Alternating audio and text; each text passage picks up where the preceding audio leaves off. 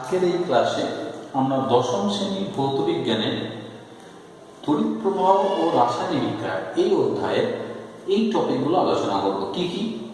তড়িৎ বিশ্লেষ্য পদার্থ, এর সম্পর্কে একটা ধারণা আমরা লাভ করব। গলিত বা দ্রবীভূত অবস্থায় তড়িৎ পরিবহন পদ্ধতি, এই বিষয়টা ধাতু এবং তড়িৎ বিশ্লেষ্য পদার্থের তুলনা এবং তড়িৎ বিশ্লেষণ কি, এই সম্পর্কে আমরা একটা ধারণা লাভ করব। তাহলে তোমরা গোড়াতেই দেখো, এই অধ্যায়টার নাম হচ্ছে তড়িৎ প্রবাহ ও রাসায়নিক বিক্রিয়া।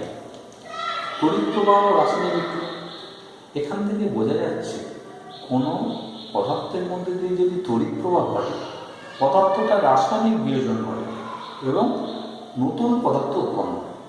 ব্যাস, তাহলে এখান থেকে আমরা সিদ্ধান্ত আসতে পারি তড়িৎ প্রবাহ নিঃসন্দেহে রাসায়নিক শক্তিতে, অর্থাৎ তড়িৎ শক্তি রাসায়নিক শক্তিতে রূপান্তর ঘটছে।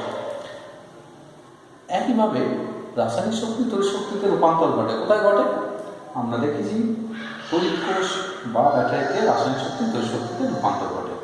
আগে আমরা প্রবাহিতে সম্বন্ধে জেনেছি। এখানে তড়িৎ শক্তি কীভাবে রাসায়নিক শক্তিতে রূপান্তর ঘটে, নতুন ঘন বিশিষ্ট পদার্থ উৎপন্ন হয়, সে সম্বন্ধে আমরা জানব। তোমরা খেয়াল করো, আমি একটা চিত্র এখানে অঙ্কন করে রেখেছি। চিত্রটা কি প্রকাশ করছে খেয়াল করো। কি করেছি?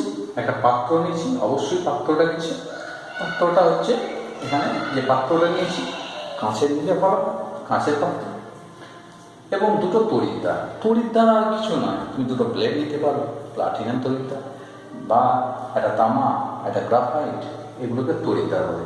দুটো তড়িৎদ্বার সঙ্গে তার যুক্ত করেছি, তারটাকে কি একটা সুইচ বা চাবি, তারপর একটা তড়িৎ কোষ বা ইলেকট্রিক সেল বা ব্যাটারি, সাধারণত 9 ভোল্টে নেওয়া হয়, 9 ভোল্ট নিলে ভালো হয়, এবং একটা ল্যাম্প।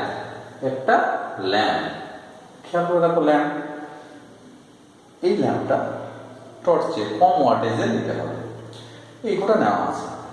এর ওপর ভিত্তি করে আমরা পদার্থকে শ্রেণীবিভাগ করব। তাহলে আমাদের ধারণাটা তড়িৎ বিশ্লেষণ কি, সেটা আমাদের ধারণা ক্লিয়ার হবে। খেয়াল করে দেখো, এখানে একটা আমরা টেবিল বানিয়েছি। কি পদার্থের নাম? ল্যাম্পের অবস্থা, তো ল্যাম্পটা আলো দিচ্ছে কি দিচ্ছে না সেটা দেখবো।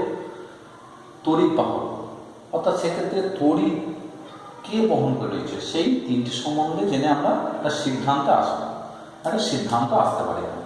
দেখে নিই, তোর নাম এই যে বর্তনীটা, এখন দেখো এই দুটো তড়িৎদ্বারের মাঝে গ্যাপ আছে, অর্থাৎ বর্তনীটা মুক্ত অবস্থায় আছে। যেহেতু মুক্ত অবস্থায় আছে, তাহলে এক্ষেত্রে দেখছি ল্যাম্পটা কোনো আলো দিচ্ছে না, অর্থাৎ বর্তনীর মধ্যে যে তড়িৎ প্রবাহ হচ্ছে না। মনে করতে সুইচটা অন আছে, সুইচ ইজ অন, দিচ্ছে না। এবার আমি একটা লোহার দ্বন্দ্ব এসে এই দুটো তড়িৎদ্বারের মধ্যে যুক্ত করে দেবো, অর্থাৎ একটা লোহার দ্বন্দ্ব। কিসের দ্বন্দ্ব? লোহার দ্বন্দ্ব। তাহলে পদার্থের নাম কি? লোহার নাম। যেই লোহার দ্বন্দ্বটা যুক্ত করলাম, সঙ্গে সঙ্গে দেখছি ল্যাম্পটা আলো দিচ্ছে। ল্যাম্প কি বলছে? আলো দিচ্ছে, অর্থাৎ ল্যাম্পের অবস্থা কি? অন, অর্থাৎ ল্যাম্প আলো দিচ্ছে। বেশ, ঠিক আছে, হবে। ওকে, তড়িৎ বাহক, খেয়াল করে রাখো। তাহলে এর মধ্যে যেহেতু তড়িৎকে বহন করে নিয়ে যাচ্ছে, তড়িৎ শক্তি কে নিয়ে যাচ্ছে মাঝে? এই যে লোহার দ্বন্দ্বটা আমি যুক্ত করলাম, তখন দেখো লোহার দ্বন্দ্বের মধ্যে দিয়ে তড়িৎ পরিবহনকে নিয়ে গেছে। আমরা তড়িৎ পরিবাহী চ্যাপ্টারে আমরা দেখেছি যে কোন ধাতব পদার্থের মধ্যে দিয়ে তড়িৎ পরিবহন করে কি? মুক্ত ইলেকট্রন। তাহলে তড়িৎ বাহকে এখানে মুক্ত ইলেকট্রন।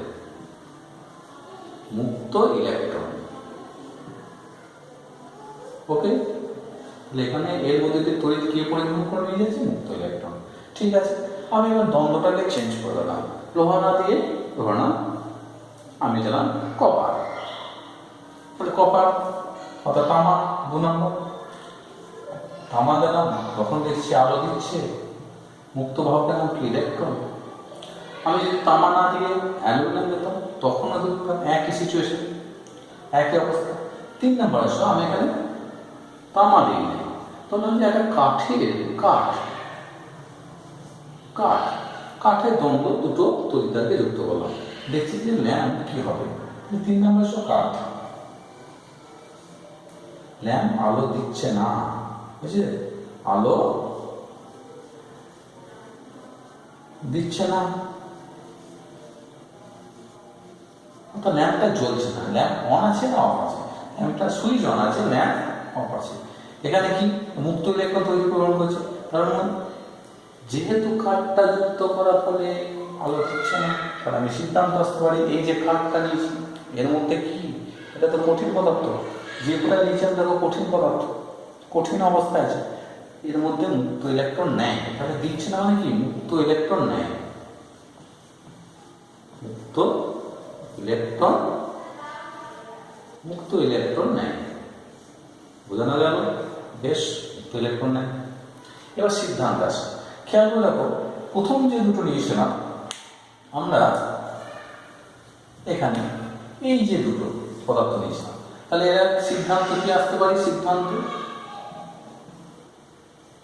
সিদ্ধান্ত আসতে পারি এই দুটো পদার্থের মধ্যে মুক্ত ইলেকট্রন আছে, তড়িৎ প্রয়োজন হচ্ছে, ল্যাম্পটা জ্বলছে, তাহলে কি এরা তড়িতের পরিবাহী, অর্থাৎ তড়িৎ পরিবাহী। এইগুলো কি তড়িৎ, এই দুটো হচ্ছে তড়িৎ পরিবাহী। এই দুটো সম্বন্ধে জানলাম, এই দুটো হচ্ছে তড়িৎ পরিবাহী। প্রশ্নটা হচ্ছে এখানে এরা যে তড়িৎ পরিবহন করো, কিসের সাহায্যে তড়িৎ পরিবহন করো? ইলেকট্রনের সাহায্যে। সেই জন্য এদের তড়িৎ পরিবাহী শুধু বলবো না, কি ইলেকট্রনীয় তড়িৎ পরিবাহী। তাহলে এদের নাম কি দেবো?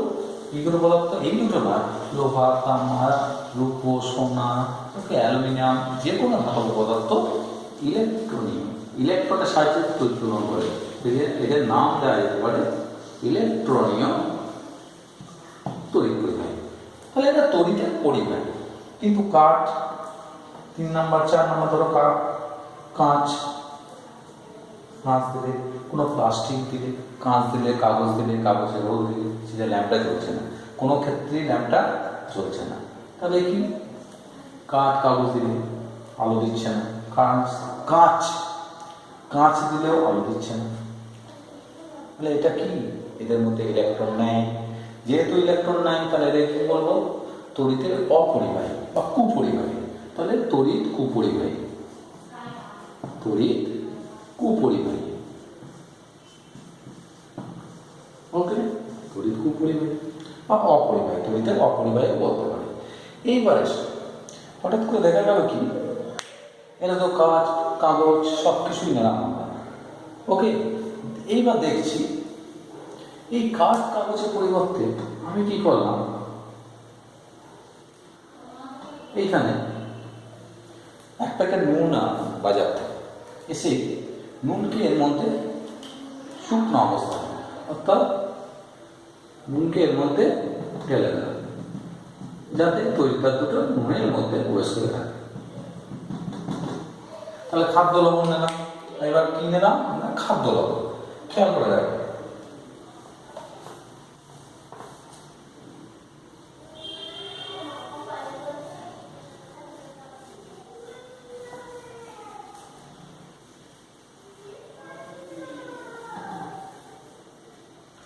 তাহলে দেখো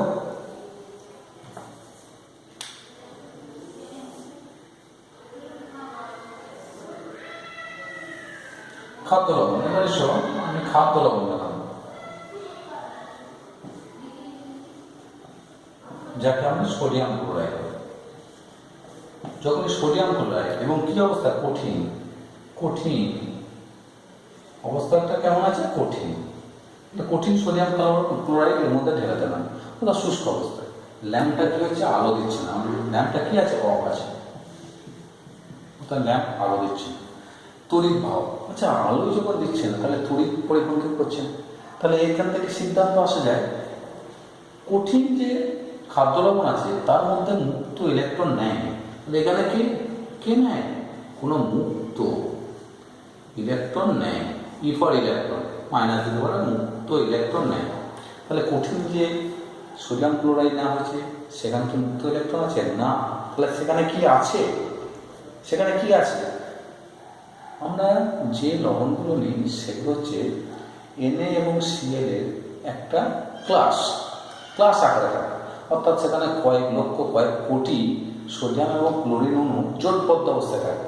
এই একটা আছে, এখানে একটা সোডিয়াম, এখানে ক্লোরিন, এখানে সোডিয়াম, অর্থাৎ জোটবদ্ধ অবস্থায় থেকে একটা স্ট্রাকচার গঠন করে, যাকে ক্লাস বলা হয়। তাহলে এখানে সোডিয়াম ক্লোরাইডের ক্লাস দিয়েছে, ক্লাসের মধ্যে দিয়ে কোনো প্রবাহ হচ্ছে না বলে ল্যাম্প জ্বলছে না। তাহলে কি বলতেন যে ক্লাসের মধ্যে কোনো মুক্ত ইলেকট্রন নেই। তাহলে সোডিয়াম ক্লোরাইড এটা একটা যৌগিক পদার্থ। এই সোডিয়াম ক্লোরাইড কি কোনো আলো দিচ্ছে না। তুমি কি করলে, রেখে গিয়ে কি করলে, রেখে গিয়ে এটা জল ঢেলে দেবে। ও সে বললাম না, জল ঢেলে দেবে। রেখে গিয়ে তুমি কি করলে, এর মধ্যে জল ঢেলে দেবে। জল ঢেলে দিলে হঠাৎ করে দেখতে পেলে জল ঢেলে দেওয়ার ফলে হঠাৎ করে ল্যাম্পটা অন হয়ে গেল। তাহলে 3 নম্বর খাদ্য লবণে আছে, মানে NaCl আছে, NaCl এর দ্রবণ। জল ঢাললে কি হবে, NaCl দ্রবীভূত হবে। যেই কিনা জল ঢাললে হঠাৎ করে দেখতে পেলে ল্যাম্পটা জ্বলছে, ল্যাম্প কি হয়ে গেল, অন হয়ে গেল। যখন খাদ্য লবণ কঠিন অবস্থায় ছিল তখন মুক্ত ইলেকট্রন নেই। খাদ্য লবণ দ্রবীভূত হয়েছে, মানে খাদ্য লবণ দ্রবণ হয়েছে, ল্যাম্পটা জ্বলছে, সেক্ষেত্রে কি তড়িৎ বাহক কি মুক্ত ইলেকট্রন আছে? প্রশ্নটা এই জায়গায় দেখা যাক। যদি মুক্ত ইলেকট্রন জোটবদ্ধ অবস্থায় না থাকে, আমরা ইলেকট্রনকে কোনো যৌগ থেকে দুটো যৌগের তার উপাদানগুলোকে আলাদা করলে কিন্তু আমরা মুক্ত ইলেকট্রন আমরা পাই না। তাহলে মুক্ত ইলেকট্রন পাই না, তাহলে এখানে মুক্ত ইলেকট্রন তৈরি করছে না। এর মধ্যে কে করছে?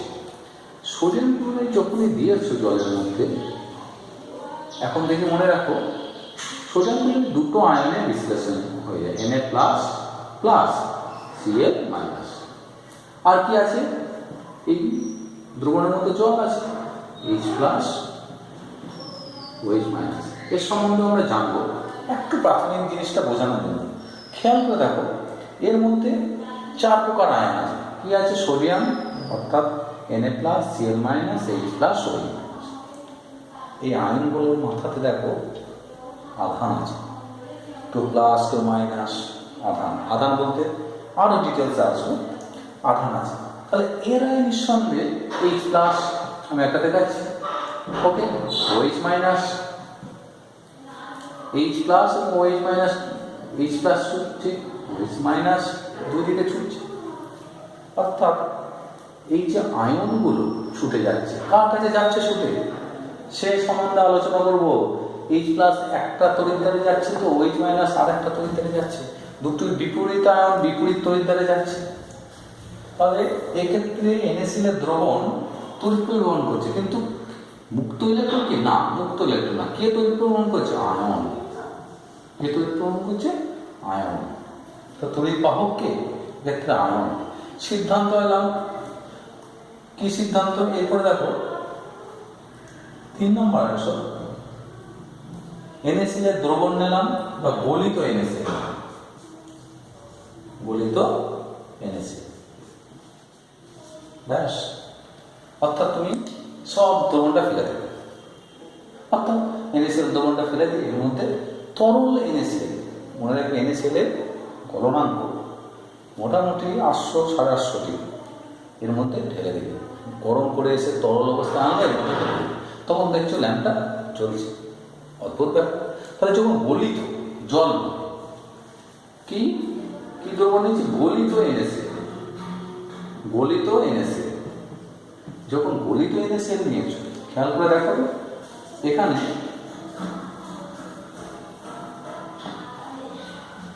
যখন গলিত NaCl নিয়েছ, তখন কোন কোন আয়ন থাকবে? শুধুমাত্র সোডিয়াম ক্লোরাইডের দ্রবণ দিয়ে, তাহলে Na প্লাস আর Cl মাইনাস।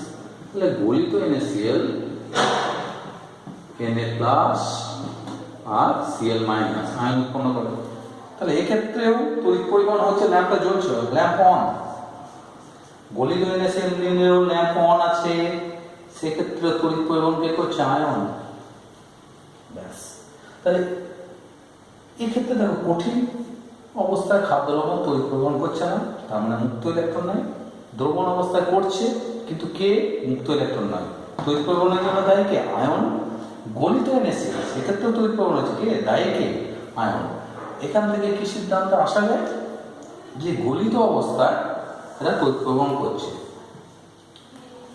এই যে পদার্থগুলোকে গলিত অবস্থায় তড়িৎ পরিবহন করছে এবং তাদের পরিবহনের জন্য দায়ী কে? আয়ন। এই পদার্থগুলোকে আমরা তড়িৎ বিশ্লেষ্য পদার্থ বলব। তড়িৎ বিশ্লেষ্য পদার্থ। এরা হলো এই দুটো, কি? গলিত NaCl বা গলিত এই দ্রবীভূত NaCl এর দ্রবণ বা গলিত NaCl তড়িৎ পরিবহন করছে। শুধু কি এটাই? সরি, খাদ্য লবণ কঠিন অবস্থায় ছিল, তড়িৎ পরিবহন করছিল না। তুমি খাদ্য লবণ নিয়ে পোড়াচ্ছন্ন, একই অবস্থা পাবে, অর্থাৎ ল্যাম্প জ্বলছে না, অর্থাৎ তড়িৎ বাহক মুক্ত ইলেকট্রন নেয়। এবার কি করলে? এখানে তাহলে কি দিলে? পোড়াচ্ছন্ন, ক্যালসিয়াম অক্সাইড। কঠিন অবস্থায় তড়িৎ পরিবহন করবে না, ক্যালসিয়াম অক্সাইডে জল ঢেলে দিলে তখন ল্যাম্পটা জ্বলবে। তড়িৎ পরিবহন কে বলবে? আয়ন। গলিত অবস্থাকে কে তড়িৎ পরিবহন করবে? গলিত অবস্থায় ল্যাম্পটা জ্বলবে, তড়িৎ পরিবহন করবে আয়ন। তাহলে এখান থেকে দেখো আমরা তড়িৎ বিশ্লেষ্য পদার্থ এবং ধাতব পরিবাহী, জাস্ট আগেরটা করেছিলাম। ধাতব পরিবাহী ক্ষেত্রে আর তড়িৎ বিশ্লেষ্য পদার্থের মধ্যে পার্থক্য আমরা এইখানেই করে নেব। 2 নম্বর দেখে নেব কি পার্থক্য আমরা পাচ্ছি।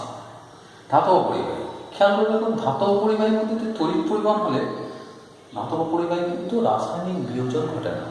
অর্থাৎ একটা তামার তার, তোমাদের বাড়িতে যে তামার তার আছে, কন্টিনিউয়াস 1 বছর 2 বছর 5 বছর ধরে তড়িৎ পরিবহন হচ্ছে, কিন্তু তামার তার অন্য কোনো পদার্থে রূপান্তর হয় না বা ক্ষয়ে যায় না তড়িৎ পরিবহন। তুমি এটাও ভাবতে পারো, নতুন পদার্থ উৎপন্ন হয় না। তাহলে এখান থেকে সিদ্ধান্তে আসা যায় আমরা একটা পার্থক্য করব। কিসের? ধাতব পরিবাহী এবং তড়িৎ বিশ্লেষ্য পদার্থের মধ্যে পার্থক্য আমরা আলোচনা করব। এবার দেখো, ধাতব পরিবাহী এবং তড়িৎ বিশ্লেষ্য পদার্থের মধ্যে তুলনা আমরা করব। খেয়াল করে দেখো, এই যে দুটো তড়িৎদ্বার, এর মধ্যে এই দুটো তড়িৎদ্বারকে কোনো ধাতব পদার্থ দিয়ে যদি সংযুক্ত করা হয়, তখন ল্যাম্পটা অন আছে, অর্থাৎ তড়িৎ পরিবহন হচ্ছে। তার জন্য দায়ীকে? তাহলে ধাতব পরিবাহীকে তড়িৎ পরিবহনের দায়ীকে আমি সংক্ষেপে লিখছি ই ফর ইলেকট্রন। তড়িৎ বিশ্লেষ্য পদার্থ ক্ষেত্রে এখানে দায়ীকে? এরা কি? এরা ইলেকট্রন নয়, Na+Cl-, এরা কি আয়ন? এরা আয়ন। বেশ, ঠিক আছে, আয়ন। 2 নম্বর পয়েন্ট, ধাতব পদার্থকে তুমি যদি রেখে দিতে, ধাতব পদার্থে কোনো পরিবর্তন আসে না, অর্থাৎ রাসায়নিক বিয়োজন বা রাসায়নিক পরিবর্তন ঘটে না। তাহলে ধাতব পদার্থের রাসায়নিক পরিবর্তন ঘটে না, রাসায়নিক পরিবর্তন ঘটে না, রাসায়নিক পরিবর্তন ঘটে না। বেশ, ঠিক আছে। এর কি রাসায়নিক পরিবর্তন ঘটে? আর লিখছি না। তাহলে ধাতব পরিবাহীতে রাসায়নিক পরিবর্তন ঘটে না, এখানে ঘটে। আচ্ছা, রাসায়নিক পরিবর্তন করলে নতুন ধর্মবিশিষ্ট পদার্থ উৎপন্ন হয় না? এখানে নতুন ধর্মবিশিষ্ট পদার্থ উৎপন্ন হয়। ওকে, নেক্সট চলে এসো। তাহলে এখানে নতুন ধর্মবিশিষ্ট পদার্থ উৎপন্ন হয় না। ওকে, এইবার আসো আরেকটা ধাতু। কি ধাতু? ধরো না তামা। তামাটা কোন অবস্থায় তড়িৎ পরিবহন করে? কঠিন অবস্থায়। তাহলে ধাতব পরিবাহী কঠিন অবস্থায় তড়িৎ পরিবহন করে। কোন অবস্থায়? কঠিন অবস্থায়। আর এটা তোমরা খেয়াল করো, আমি যখন এখানে সোডিয়াম ক্লোরাইড লবণ নিয়েছিলাম শুষ্ক, কত কঠিন সোডিয়াম ক্লোরাইড, তখন কিন্তু ল্যাম্পটা জ্বলছিল না। তাহলে এরা কি? কঠিন অবস্থায় তড়িৎ পরিবহন করে না। তড়িৎ বিশ্লেষণ কেমন? গলিত, মানে তরল অবস্থায় বা দ্রবীভূত অবস্থায়, দ্রবীভূত অবস্থায় তড়িৎ পরিবহন করে। আরও অনেক পয়েন্ট আছে, ব্যাখ্যা করা যায়, এই কটা খেয়াল রাখবে। এরপরে পার্টটা আসবো কেমন করে তড়িৎ পরিবহন পদ্ধতি সম্পন্ন হয়। খেয়াল করে দেখো, এখানে আমি একটা তড়িৎ বিশ্লেষণ পাত্র নিয়েছি, দুটো তড়িৎদ্বার আছে, একটা তড়িৎ কোষ আছে এবং একটা চাবি বা সুইচ আছে। এটা হচ্ছে প্লাস, ধনাত্মক প্রান্ত, মাইনাস। এটা একটা প্লাস তড়িৎদ্বার, এটা মাইনাস। এটা নামকরণ পরে আসবে। বলছি গলিত বা দ্রবীভূত অবস্থায় তড়িৎ প্রবাহ আমরা একটু আগে সবটা আলোচনা করে দিয়েছি, টপিকও আলোচনা আগে করে দিই। ধরুন এখানে গলিত NaCl দিয়েছি, অর্থাৎ তরল NaCl, অর্থাৎ NaClকে গলিয়ে এর মধ্যে তরল NaCl। এটা কেমন? তরল NaCl গলিত। আচ্ছা, তরল NaCl হলে কি হবে? রাসায়নিক বিয়োজন হবে। NaCl কিভাবে ভাঙবে? NaCl Na প্লাস আর Cl মাইনাস দুটো আয়নে ভাঙবে, অর্থাৎ প্লাস আয়ন মাইনাস আয়ন। খেয়াল করে দেখো কি হবে। তাহলে এই দ্রবণের মধ্যে কি কি আয়ন আছে? Na প্লাস আর Cl মাইনাস। খেয়াল করে দেখো, আমি চাবিটা অন আছে, চাবি অন, সুইচটা অন আছে। যখন সুইচ অন করবো তাহলে এটা কি তড়িৎদ্বার? প্লাস, এটা কি মাইনাস? তাহলে প্লাস তড়িৎদ্বারের দিকে, এই প্লাস তড়িৎদ্বারের দিকে কারা ছুটে আসবে? এই ক্লোরিন গুলো প্লাস তড়িৎদ্বারের দিকে ছুটে আসবে, আর Na প্লাস গুলো কার দিকে ছুটে আসবে? Na প্লাস গুলো মাইনাস তড়িৎদ্বারের দিকে ছুটে আসবে। তাহলে এই দ্রবণের মধ্যে কি হবে? স্মরণ করবে। কাদের স্মরণ করবে? Cl গুলো সব প্লাসের দিকে আসবে, Na প্লাস গুলো সব মাইনাস তড়িৎদ্বারের দিকে যাবে। আর খেয়াল করে দেখো, এই Na প্লাস এবং Cl মাইনাস প্রত্যেকের মাথা দিকে আধান আছে। আধান আছে মানে কি? এই ইলেকট্রনের ঘাটতি আছে। প্লাস আধান যেদিকে প্রবাহিত হয় সেদিকে তড়িৎ প্রবাহ হয়, তোমরা জানো। প্লাস আধান যেদিকে প্রবাহিত হয় সেদিকে তড়িৎ প্রবাহ হয়। তাহলে তড়িৎ বিশ্লেষ্য পদার্থের মধ্যে তড়িৎ পরিবহন করে দিতে হবে এই দিক থেকে এই দিকে, হয়েছে? অর্থাৎ প্লাস পাত থেকে মাইনাস পাতের দিকে। ভালো করে খেয়াল করো, এর নাম আছে, এই নামগুলো এখন থেকে বলে নিই। এই প্লাস পাতের নাম হচ্ছে অ্যানোড। কি নাম? অ্যানোড। মাইনাস পাতটার নাম কি? ক্যাথোড। নাম কি? ক্যাথোড। তাহলে প্লাস তড়িৎদ্বার নাম হচ্ছে অ্যানোড, মাইনাস তড়িৎদ্বার হচ্ছে ক্যাথোড। Na প্লাস গুলো ছুটছে কার দিকে? ছুটছে ক্যাথোডের দিকে ছুটছে। Cl মাইনাস গুলো কার দিকে ছুটছে? অ্যানোডের দিকে ছুটছে। তাহলে গলিত বা দ্রবীভূত যে কোনো অবস্থায় না, তড়িৎ পরিবহনের জন্য দায়ী কে? Na প্লাস বা Cl মাইনাস আয়ন। তাহলে আয়নগুলোর কি হচ্ছে? স্মরণ হচ্ছে। আয়ন স্মরণ হওয়া মানে এর মাথায় কি আছে? এর মাথায় ধনাত্মক আধান আছে মানে কি? ইলেকট্রনের ঘাটতি আছে। এ যাবে, Na প্লাস যাবে কার কাছে? ক্যাথোডের কাছে। তাহলে যেসব আয়ন ক্যাথোডের দিকে যায় তাদের নাম দেওয়া হয়েছে, এটা ক্যাথোডের দিকে যাচ্ছে Na প্লাস, সেই জন্য এই আয়নের নাম ক্যাটায়ন। কি নাম? ক্যাটায়ন। যারা নেগেটিভ তড়িৎদ্বারের দিকে যায়, তাদের অ্যানোডের দিকে যায়, তাদের নাম হচ্ছে অ্যানায়ন। ওকে, এটা হলো ক্যাটায়ন, এগুলো হচ্ছে অ্যানায়ন। খেয়াল করে দেখো এইবার। তাহলে ক্যাথোডের দিকে যাচ্ছে, ক্যাথোড কার যাচ্ছে? Na প্লাস, ক্যাথোডের দিকে যাচ্ছে। Na প্লাস যেহেতু ক্যাথোডের দিকে যাচ্ছে, এর নাম হচ্ছে ক্যাটায়ন। ক্যাথোডের ঘিয়ে কি হচ্ছে দেখে নিন। ক্যাথোডের ঘিয়ে কি হচ্ছে, অর্থাৎ ক্যাথোডের বিক্রিয়াটা এখনই দেখে নিন। ক্যাথোডের বিক্রিয়া কি হবে দেখে নাও। ক্যাথোডের বিক্রিয়া, ক্যাথোডে কি যাবে? ক্যাটায়ন। ক্যাটায়ন বলতে কি? Na প্লাস, Na প্লাস ক্যাথোডে গেল। ক্যাথোডের কাছে কি আছে? সাফিসিয়েন্ট কি আছে? ক্যাথোড মাইনাস তড়িৎদ্বার, অর্থাৎ ক্যাথোডের প্রচুর পরিমাণে মুক্ত ইলেকট্রন আছে। Na প্লাস এর কাছে গেল, এর মাথায় কি আছে? প্লাস, অর্থাৎ এ কি? ইলেকট্রনের খিদে আছে, ইলেকট্রন খেলো, অর্থাৎ মাইনাস খেলো। প্লাস আছে মানে একটা ইলেকট্রন না ওখানে মাইনাস। ইলেকট্রন গ্রহণ করলে, প্লাস মানে গ্রহণ করা, ইলেকট্রন খাওয়া বা গ্রহণ করা। ইলেকট্রন খাওয়ার ফলে কি হলো? Na প্লাস কি হলো? নিস্তড়িত হলো, তো শান্ত হলো, নিস্তড়িত পরমাণুতে পরিণত হলো। এক্ষেত্রে এই পরমাণু আয়ন থাকলে, এই মূলক থাকলে মূলক। ঠিক তেমনি ক্লোরিন কোথায় এলো? ক্যাথোডের বিক্রিয়াটা। অ্যানোডে কি হবে? দেখানো অ্যানোডে বিক্রিয়া। অ্যানোডে কি আসছে? Cl minus. অ্যানোডে এলো, অ্যানোডে এসে কি? এই Cl মাইনাসের মাথায় এক্সেস ইলেকট্রন আছে, অর্থাৎ Cl এই যে আয়ন, আয়ন তার অতিরিক্ত ইলেকট্রন আছে। কটা? একটা অতিরিক্ত ইলেকট্রন আছে। এ কি? এ এসে অ্যানোডে, অ্যানোডে এসে কি? নিজের ইলেকট্রনটা দান করলো। তাহলে এটা হচ্ছে ক্লোরিন আয়ন। মাইনাস মানে কি? দান করা। প্লাস মানে কি গ্রহণ করা, তাহলে মাইনাস দান করলো কি একটা ইলেকট্রন, তাহলে একটা ইলেকট্রন ছিল সেটা ইলেকট্রনটা দান করলো, কি হয়ে গেল ক্লোরিন পরমাণুতে পরিণত হলো। এইরকম একটা ক্লোরিন পরমাণু আবার একটা ক্লোরিন পরমাণু, দুটো ক্লোরিন পরমাণু যুক্ত হয়ে ক্লোরিন গ্যাস উৎপন্ন হলো। কি গ্যাস উৎপন্ন হলো? ক্লোরিন গ্যাস উৎপন্ন হলো। তাহলে এখান থেকে আমরা কি সিদ্ধান্তে আসি? গলিত বা দ্রবীভূত অবস্থা আয়নগুলো তৈরি গ্রহণ করে। তাহলে গলিত বা দ্রবীভূত অবস্থায় কি পদার্থটা আয়নে বিশ্লেষণ হয়, এই ঘটনাটাকে আয়নী ভবন বা বিয়োজন বিক্রিয়া বলা হয়। আয়নী ভবন বা বিয়োজন। আয়নী ভবন হওয়ার পর কি হয়? আয়নগুলো ছুটতে থাকে। কোথায় ছোটে?